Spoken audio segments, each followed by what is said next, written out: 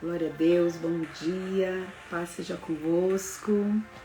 17 de novembro de 2023, iniciando aí mais uma chave mestra. Glória a Deus. Hoje eu vou estar terminando o capítulo 4 do livro de Atos dos Apóstolos. E para a glória do Senhor Jesus, nós estamos aqui mais um dia, né? Quarta-feira passada, essa semana, dia 15 de novembro, não pude fazer a live. Mas estou aqui de volta nessa sexta-feira e em nome de Jesus vamos seguir em frente enquanto o Senhor permitir, né? Enquanto o Senhor nos guiar dessa maneira. Antes de iniciar essa live, eu quero já estar fazendo uma oração, apresentando ao Senhor esse tempo, né? Tudo que vai ser feito, tudo que vai ser falado. Então eu quero começar com uma oração. Senhor, em nome de Jesus, eu te louvo e te agradeço por mais uma oportunidade, Senhor, de estar aqui na tua presença. Eu coloco diante de ti também todo esse tempo, Senhor, e essa live. Senhor, que o Senhor venha estar conduzindo todas as coisas, que o Senhor venha estar direcionando as palavras, Senhor. Que o Senhor venha estar lançando luz, Senhor, na mente, no entendimento de cada irmão, de cada irmã, Senhor, que vai estar entrando nessa live ao vivo agora. Também aqueles, Senhor Deus, que estarão participando dessa live, assistindo essa live depois de gravada, por onde quer que ela for, Senhor, que a tua presença gloriosa se revele poderosamente aos corações, que o Senhor ilumine, Senhor, os caminhos, dando sabedoria e direção para aqueles que precisam.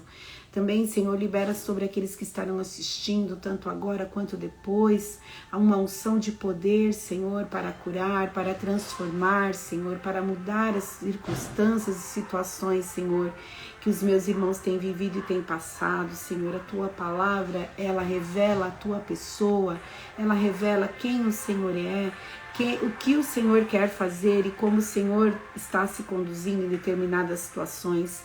Então, Senhor, que pelo conhecimento da tua palavra, pelo entendimento da tua palavra, os caminhos possam ser direcionados e orientados, as pessoas venham entender a tua vontade dentro daquilo que elas vivem, Senhor.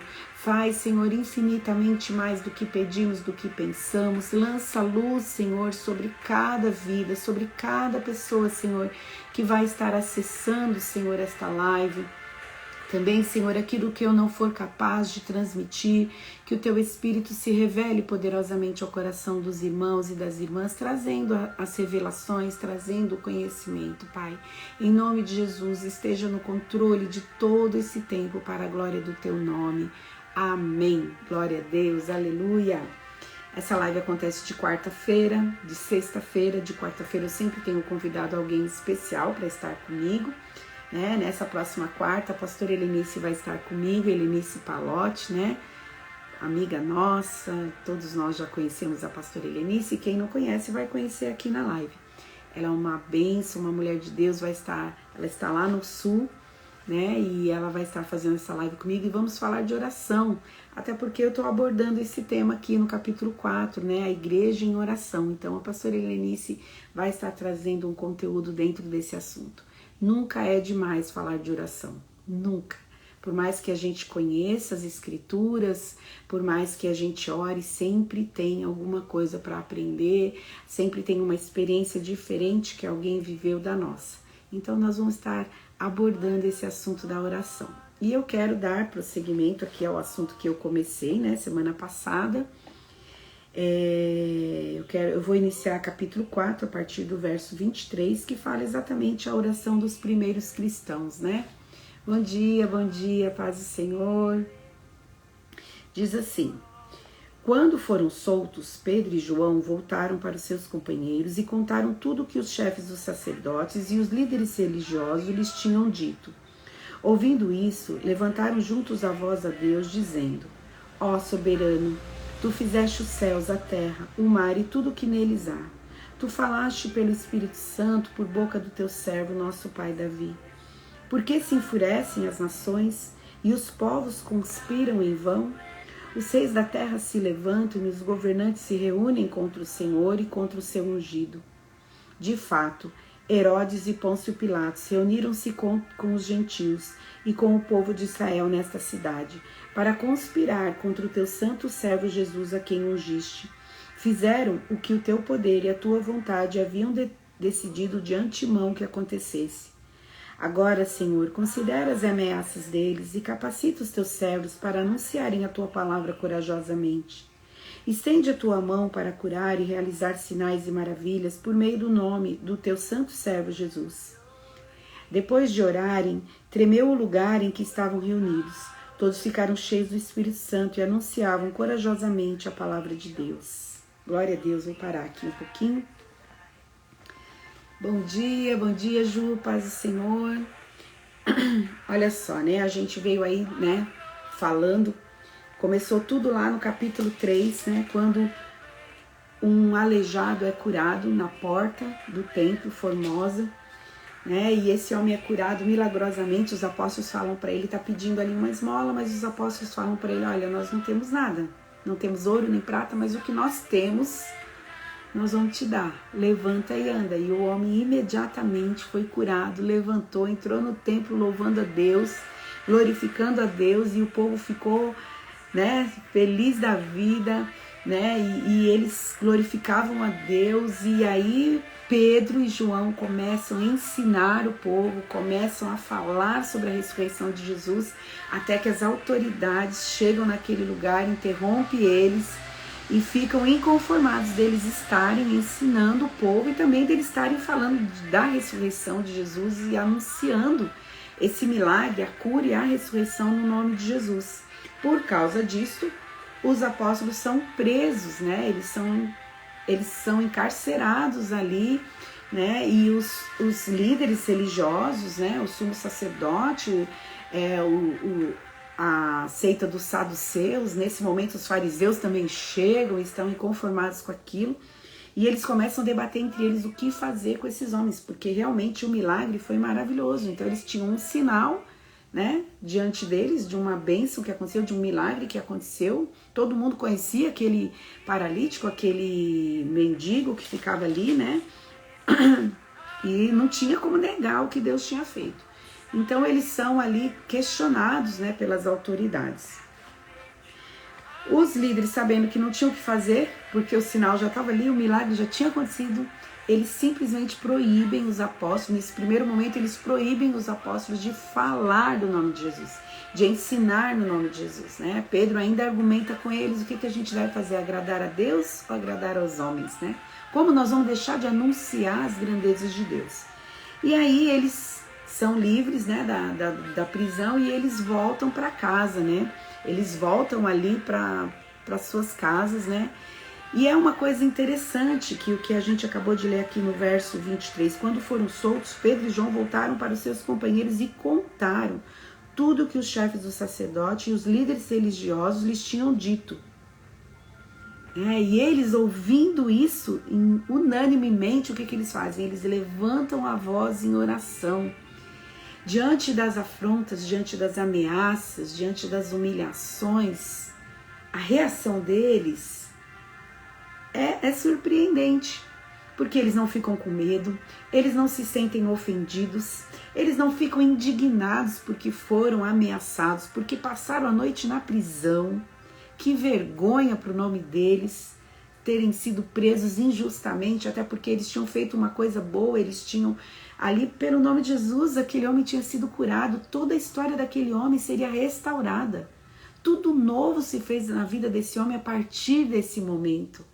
Não é? Pensa bem, um homem que era aleijado, que tinha uma vida paralisada, talvez uma família até destruída por causa dessa enfermidade, por causa dessa deficiência, agora poderia retomar a sua história, poderia retomar o controle da sua vida. Mas eles, os apóstolos, não se sentem ofendidos com isso. Sabe o que eu entendi, queridos? Que muitas vezes nós lidamos com as lutas de maneira errada. Nós lidamos com as guerras, com as afrontas, com as ameaças, com as humilhações de maneira errada. Eles não ficaram ofendidos. Eles entenderam que eles não tinham uma honra para defender, mas pelo contrário, a honra que deveria ser defendida é a honra de Jesus, é a glória dele que deveria ser revelada. Eu aprendi com esse texto que quando eu estou diante de uma situação de humilhação, de afronta, de perseguição, eu não devo me sentir ofendida. Eu preciso discernir Se aquilo está acontecendo porque eu estou no caminho certo, porque eu estou fazendo o que agrada a Deus, eu tenho que me alegrar. Porque de alguma maneira eu estou me identificando com o que Jesus viveu, com o que os apóstolos viveram. Então, a maneira como eu enxergo as perseguições, as lutas, as humilhações, as vergonhas, vai fazer toda a diferença no meu posicionamento. Você percebe pelo texto que eles voltam para os seus companheiros e eles contam o que aconteceu, mas o milagre foi muito maior. A bênção, a grandeza do que Jesus fez na vida daquele moço foi tão maravilhoso que não permitiu que eles se entristecessem pelas humilhações, pela afronta de ter sido preso, de ter passado a noite na cadeia. Você percebe como a maneira como eles enxergaram aquela situação foi totalmente diferente do que muitas vezes nós temos enxergado no nosso dia a dia, nas nossas situações que eu acredito a maioria de nós é muito pequena, perto até do que eles mesmos enfrentaram, né? Mas o texto diz que unanimemente o que eles fizeram, eles ergueram a voz em oração. Eles falam com o Senhor, ó soberano, tu fizeste os céus, a terra e o mar e tudo o que neles há. Tu falaste pelo Espírito Santo por boca do teu servo, nosso pai Davi. O que eles oram? Eles oram o que? A palavra. E imediatamente o texto vem na mente deles. Que texto? Salmo 2. Né? Eu quero ler com você o Salmo 2 porque eu fiquei impressionada como Davi foi direcionado pelo Espírito Santo, como Davi, cheio do Espírito, pôde declarar o Salmo 2. Olha só o que diz. Porque se amotinam as nações e os povos tramam em vão, os reis da terra tomam posição e os governantes conspiram unidos contra o Senhor e contra o seu ungido e dizem: façamos em pedaços as suas correntes, lancemos de nós as suas algemas. Do seu trono nos céus, o Senhor põe-se a rir e caçoa deles. Em sua ira os repreende, em seu furor os aterroriza, dizendo: eu mesmo estabeleci o meu rei em Sião, no meu santo monte, proclamarei o decreto do Senhor. Ele me disse: tu és meu filho, eu hoje te gerei. Pede-me e te darei as nações como herança e os confins da terra como tua propriedade. Tu as quebrarás com vara de ferro e as despedaçarás como a um vaso de barro. Por isso, ó reis, sejam prudentes, aceitem a advertência, autoridades da terra. Adorem o Senhor com temor, exultem com tremor, beijem o Filho para que ele não se ire e vocês não sejam destruídos de repente, pois num instante acende-se a sua ira. Como são felizes todos os que nele se refugiam. Olha só, Davi, cheio do Espírito Santo, fala esse salmo, declara esta palavra. Gente, olha, no verso 2, os reis da terra tomam posição e os governantes conspiram unidos contra o Senhor e contra o seu ungido. Irmãos, nós temos visto isso acontecer hoje, nos nossos dias. Quantas afrontas contra o nosso Deus, quantas palavras de afronta, coitadinho deles. O texto diz que o Senhor ri deles. Em seu furor o Senhor os aterroriza. Coitados, né? E eles, os apóstolos, o que eles fazem? Né? Eles declaram esse texto, eles identificam esse texto com o momento que eles estão vivendo. Eu já disse aqui na live, se eu não me engano, na sexta-feira passada, a grande sacada, gente, é a gente saber aplicar o Velho Testamento, o Novo Testamento, com a realidade que a gente está vivendo. E os apóstolos, isso ficou muito evidente depois que eles foram cheios do Espírito Santo. Eles começaram a discernir os textos das Escrituras com a realidade do momento que eles estavam vivendo. E é exatamente assim que deve acontecer conosco. Nós, no momento de luta, de perseguição, de afrontas, de ameaças, nós devíamos imediatamente ir na direção da oração, engrandecer o nome do Senhor, adorar o nome do Senhor, declarar os textos da palavra, reconhecer, Senhor, qual o texto bíblico se encaixa com a situação que eu estou vivendo agora e começar a declarar essa palavra sobre a sua vida, sobre a circunstância que você está vivendo. E eles oram a palavra, né? Eles citam o Salmo 2, eles falam com o Senhor de uma coisa que o Senhor já sabia. Senhor, de fato, Herodes e Pôncio Pilato reuniram-se com os gentios e com o povo de Israel nessa cidade para conspirar contra o teu santo servo Jesus, a quem ungiste. Olha só, eles reconheceram o quê? Você entende que eles estão orando como se eles estivessem conversando com Deus, como se estivessem tete a tete com o Senhor? Eles reconhecem que Deus sempre esteve no controle de tudo e que os povos só fizeram o que Deus já havia determinado que aconteceria. Simplesmente eles só cumpriram aquilo que Deus já havia determinado. Olha que discernimento que eles tiveram, irmãos. Muitos de nós, no meio da guerra, a gente não consegue enxergar nada. Não tem discernimento nenhum, não consegue enxergar que Deus está no controle de tudo. Que nada sai do controle dele. Olha, uma coisa aqui no Salmo 2, no final, diz assim, olha, no final do Salmo: como são felizes todos os que nele se refugiam. Foi exatamente o que os apóstolos fizeram. No momento das ameaças, no momento das afrontas, eles se refugiaram em quem? Eles se refugiaram no Senhor. Eles não se refugiaram na dor da afronta, da humilhação, da vergonha. Eles não se refugiaram na sua humanidade, na sua incapacidade, mas eles se refugiaram onde? No Senhor. E o texto diz como são felizes os que se refugiam nele. A palavra do Senhor não falha, ela não volta vazia. Se você buscar refúgio no Senhor, você não vai ser envergonhado. Se você buscar refúgio no Senhor, você não vai ser humilhado, não vai ser envergonhado, não vai ser desamparado. Porque Deus é o nosso escudo e fortaleza. O Senhor é a nossa segurança, o Senhor é a nossa esperança. Olha só, irmãos, diante dessa situação, quem de nós gostaria de passar uma noite na prisão por causa do nome de Jesus? Será que os irmãos depois iam entender isso? Ou estariam nos julgando, nos criticando? Mas eles não levaram a afronta para o lado pessoal. Eles entenderam que era por causa do nome de Jesus. E eles, em vez de se entristecer, eles se alegraram.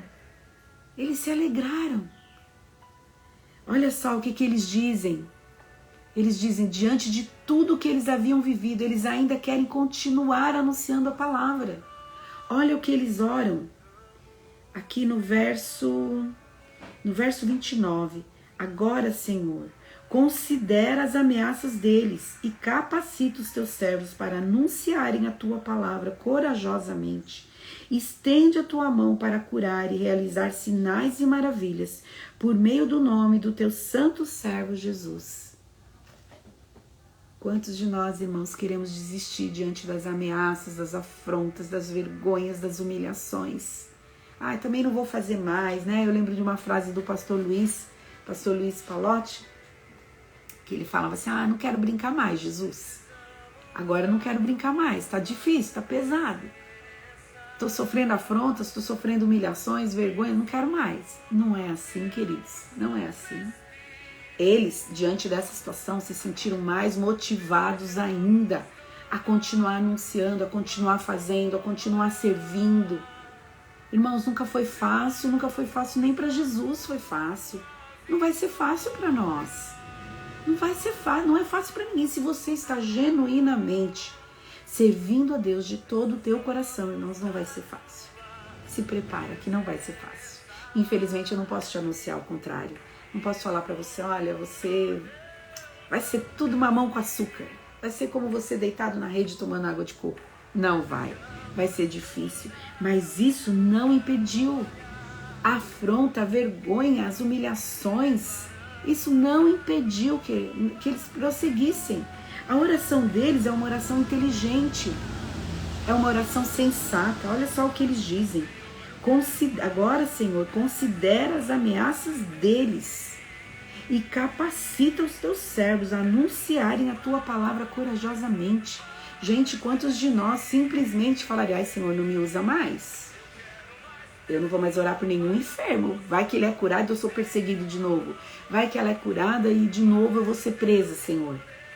Irmãos, eles estavam prontos para tudo, para o que der e viesse acontecer. Eles estavam prontos. Eles estavam preparados. Eu fico me perguntando, irmãos, por que a minha geração é tão devagar?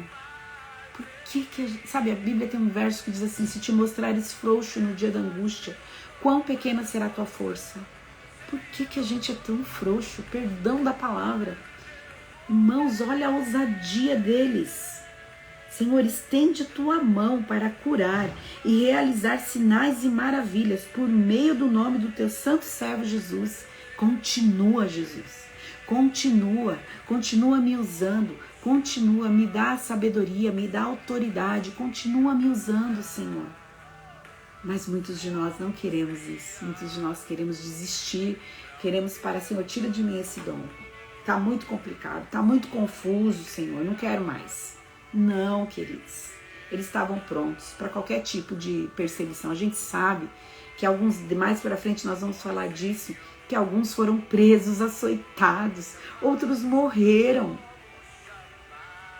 Mas nós não queremos isso, nós não entendemos isso.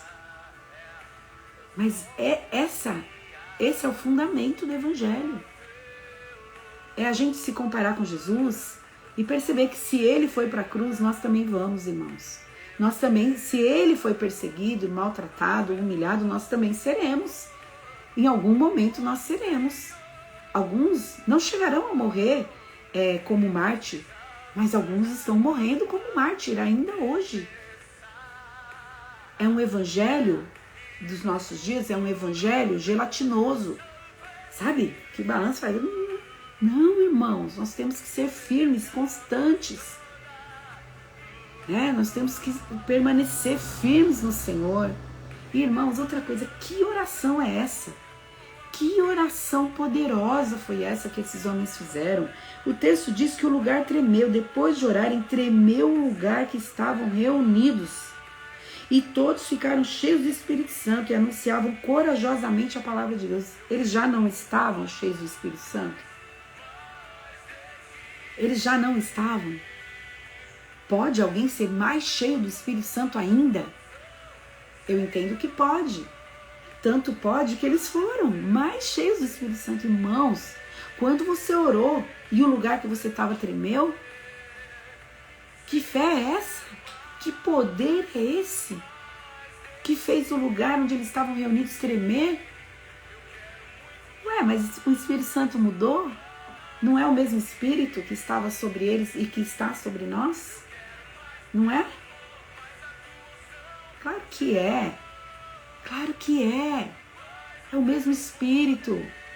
Quando você orou e o lugar tremeu, meu Deus, que isso aconteça nos nossos dias. Que a gente ore e que o lugar trema, que Deus responda, que Deus se revele. Era exatamente isso que aconteceu com eles, e porque estavam cheios do Espírito Santo, e porque estavam preparados, e porque tinham uma fé inabalável, eles continuaram anunciando, eles continuaram pregando, declarando as grandezas de Deus.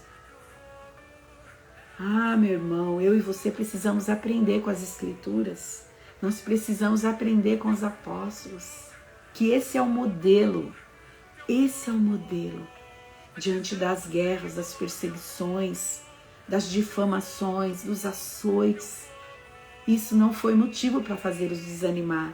Isso não foi motivo para eles perderem as suas esperanças e perder sua força e parar no meio do caminho. Pelo contrário, eles seguiram em frente. Eles continuaram anunciando e só falaram: Senhor, continua fazendo sinais, maravilhas, curando, libertando, ressuscitando. Que nós vamos anunciar, Senhor. Faz aquilo que só o Senhor sabe fazer, que só o Senhor pode fazer, que é fazer os sinais e as maravilhas. E nós anunciamos enquanto o Senhor opera as maravilhas. Eles não pararam, eles seguiram em frente, eles continuaram. Quero estar lendo com vocês agora. Por estar cheio do Espírito Santo, eles anunciaram a palavra com intrepidez. Essa intrepidez não era fruto de um talento humano e natural, é fruto da ação do Espírito Santo neles. Eles não são profissionais da fé, não eram pessoas eloquentes, eram pessoas simples, humildes, mas anunciaram a palavra de forma inteligente e sábia. Exatamente por quê? Porque estavam cheios do Espírito Santo. Irmãos, você sabe qual é a diferença? Nós pedimos, Senhor, eu quero mais de Ti, eu quero mais de Ti. E tudo bem, não tem problema, pode pedir isso. Mas e quando o Espírito pede para você, eu quero mais de você? Eu quero mais de você. Quanto mais o Espírito tem de você, mais poder, mais autoridade você vai recebendo. Então, deixe o Espírito Santo dominar toda a sua vida. Pode alguém ser mais cheio do Espírito Santo porque eles já estavam cheios? Pode. Cabe mais do Espírito Santo em você. Tem mais lugares, tem mais territórios dentro de você que o Espírito Santo precisa alcançar e Ele quer fazer isso. Né? Depois dessa oração poderosa, eles foram mais cheios ainda do Espírito Santo para anunciar a palavra com intrepidez, porque o Espírito Santo os capacitava a anunciar a palavra com essa intrepidez. Eu quero ler com vocês aqui a partir do verso 32. A comunidade cristã, né? O nosso modelo de comunidade cristã, o nosso modelo de como a igreja deve ser, né? Como a igreja deve proceder, como ela deve caminhar. Né? Quando a gente identifica que a igreja não tem sido assim, a nossa única coisa a fazer não é sair falando mal da nossa igreja, nem criticar a nossa igreja, mas é orar a Deus, se arrepender pela igreja, pedir perdão. Perdoa, Jesus, porque nós não somos mais assim. Perdoa, Senhor, porque nós somos egoístas, porque nós estamos mais preocupados com nossa própria necessidade do que com o que os outros precisam. A gente não deve se colocar num lugar, irmãos, de julgar, de apontar o dedo, de criticar, de falar mal da igreja, porque a igreja foi Jesus que instituiu ela e a igreja é do Senhor Jesus. Se você for falar mal de uma noiva para o seu noivo, você vai arrumar um problema para sua cabeça. Então não fale mal da noiva de Cristo, não fale mal da igreja, de nenhuma igreja, irmãos. Eu não estou aqui defendendo a causa da minha igreja, eu estou falando da igreja de Jesus Cristo. Não fale mal de igreja nenhuma. Em nome de Jesus, não fale mal. Não saia da sua boca nenhuma palavra de mal contra a igreja. Mas diz assim o verso 32. Da multidão dos que creram, uma era a mente e um o coração. Ninguém considerava unicamente sua coisa alguma que possuísse, mas compartilhavam tudo o que tinham. Com grande poder, os apóstolos continuavam a testemunhar da ressurreição do Senhor Jesus. E grandiosa graça estava sobre todos eles. Não havia pessoas necessitadas entre eles, pois os que possuíam terras ou casas as vendiam, traziam o dinheiro da venda e o colocavam aos pés dos apóstolos, que o distribuíam segundo a necessidade de cada um.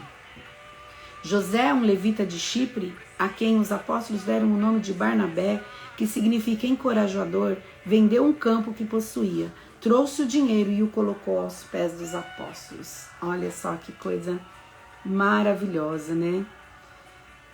Os frutos de uma conversão verdadeira a Jesus e fruto de estarem cheios do Espírito Santo e das contínuas orações que eles faziam era comunhão. Comunhão. O texto diz que era o coração e a alma daqueles que creram. Irmãos, a Bíblia diz, se você diz que ama Deus e odeia o seu irmão, você é mentiroso. Para haver comunhão, precisa haver humildade. Porque a humildade nos leva para um lugar em que a gente se coloca no lugar do outro, se dispõe a perdoar, se dispõe a aceitar o outro como ele é e a sustentar o outro com amor, em graça, até que ele amadureça, até que ele seja transformado pelo poder de Deus. Comunhão é uma das coisas mais importantes. Salmo 133 diz o quê? Ó, quão bom e quão suave é que os irmãos vivem em união. E ele traz uma comparação. É como óleo precioso que desce sobre a cabeça, sobre a barba de Arão. O óleo, que óleo ele está falando? É o óleo de unção. Quando a comunhão, quando a igreja tem comunhão, quando os irmãos se amam e têm comunhão, o próprio Deus derrama uma unção na cabeça, no sacerdote, e vai descendo por sua barba, por sua roupa, por suas vestes. Então, o inimigo sempre vai lutar contra a comunhão. Ele sempre vai procurar um meio de trazer divisão e separação entre os irmãos, para que a comunhão não aconteça, para que Deus não derrame essa unção. Muitas coisas acontecem quando essa unção desce, porque a igreja caminha em comunhão, quando a igreja tem um coração e uma alma só. Há curas, há libertações, há transformações, situações que ninguém tinha resposta, elas começam a ser transformadas, coisas que a gente espera há anos que aconteça, acontece, fruto do quê? Da comunhão, né? Era o coração e a alma deles. Isso é fruto de um avivamento, isso é fruto de um coração rendido, é fruto de um coração que ama Deus e entendeu o Evangelho, entendeu o propósito de Deus. Irmãos, onde que a gente se perdeu? Onde que a gente se perdeu? Né? Apocalipse diz, volta ao teu primeiro amor, aconselho-te que você se arrependa. Onde que a gente se perdeu?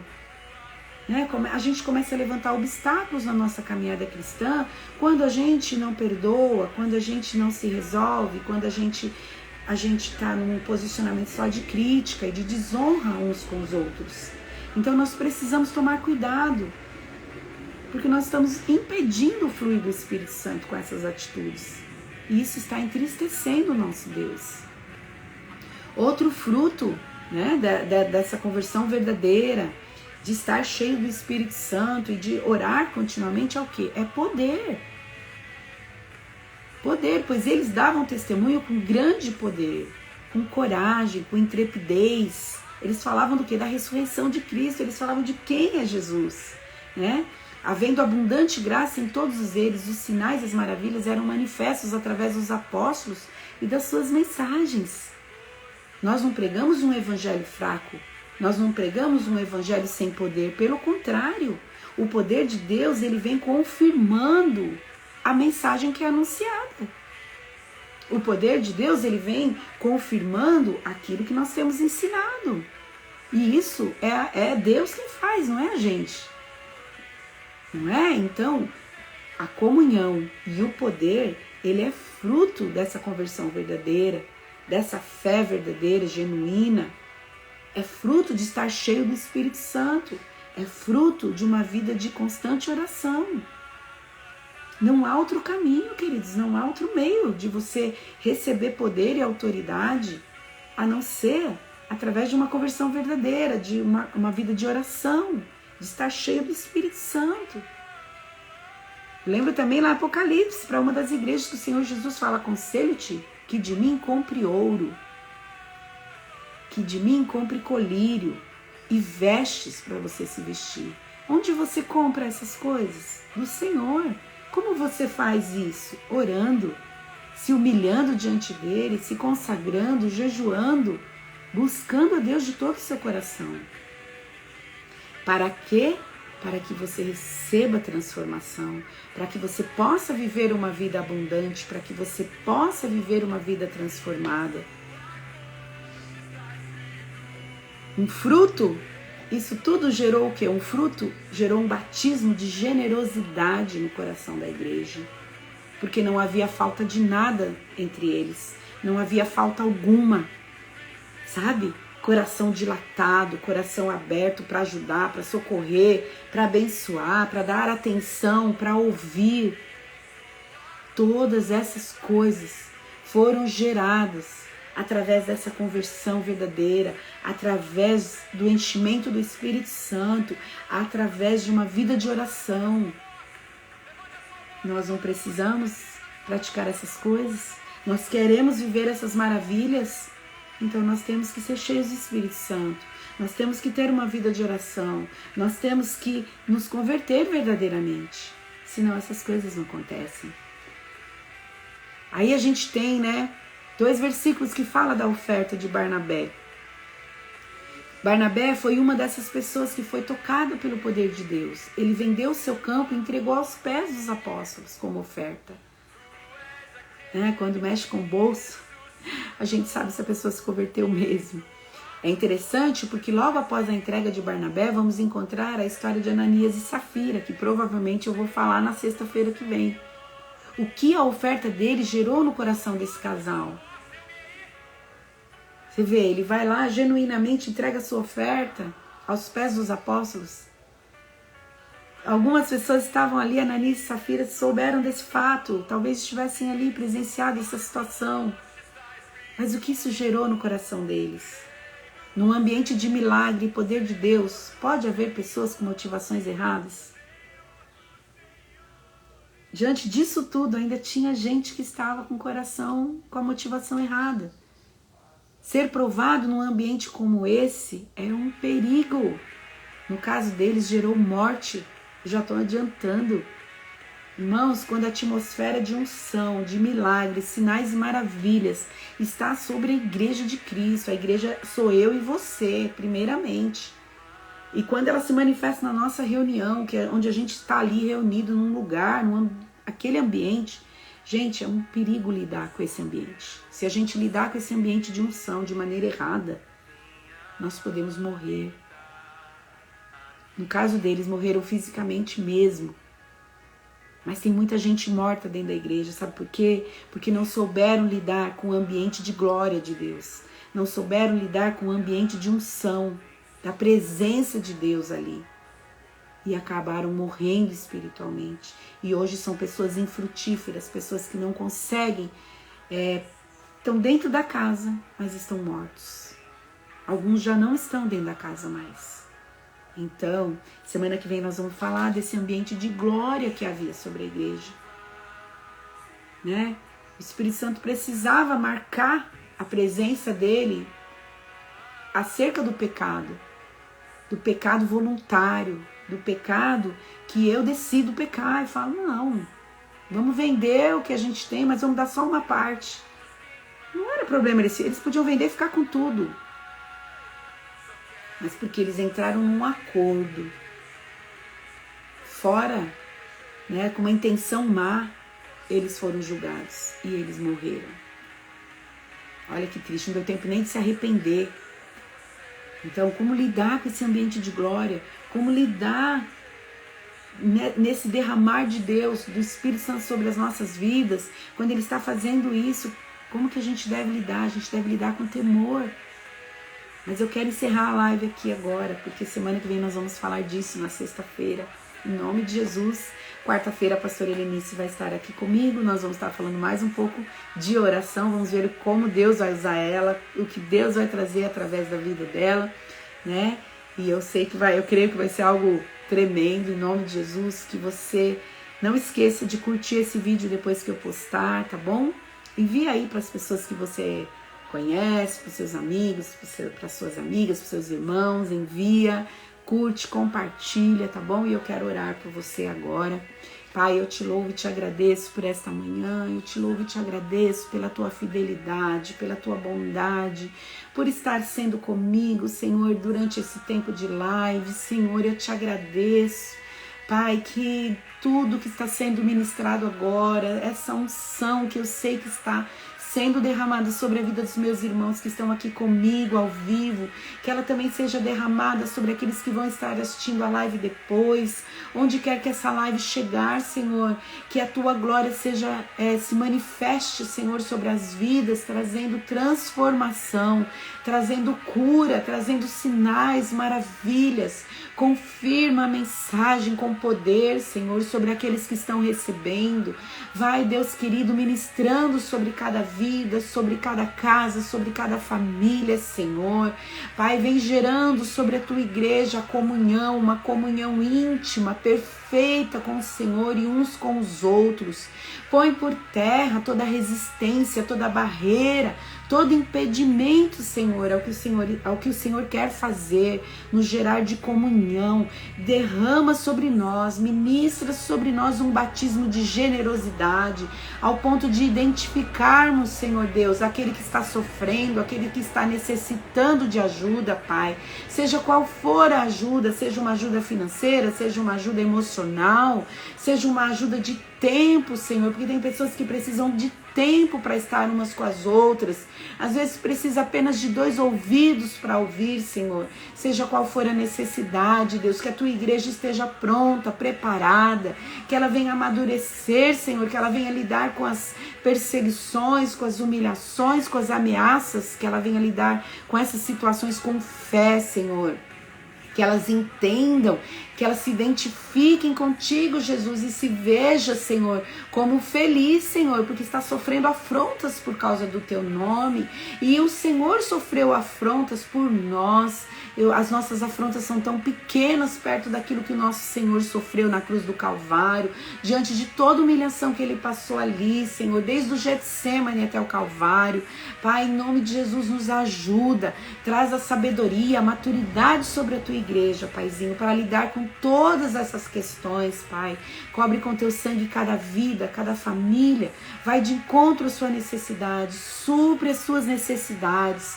Abençoa os teus filhos, Senhor, em nome de Jesus, dá a eles um final de semana de paz, um final de semana abençoado na tua presença, Senhor, em nome de Jesus, Pai. Glória a Deus, aleluias.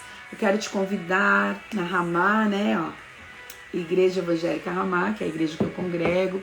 Hoje à noite nós temos reunião de oração, né, com os adultos, temos a reunião do Royal Kids, que é das crianças e dos adolescentes, que eles intercedem pelas nações perseguidas, pelos missionários, pelas igrejas, e hoje nós vamos ter essa reunião.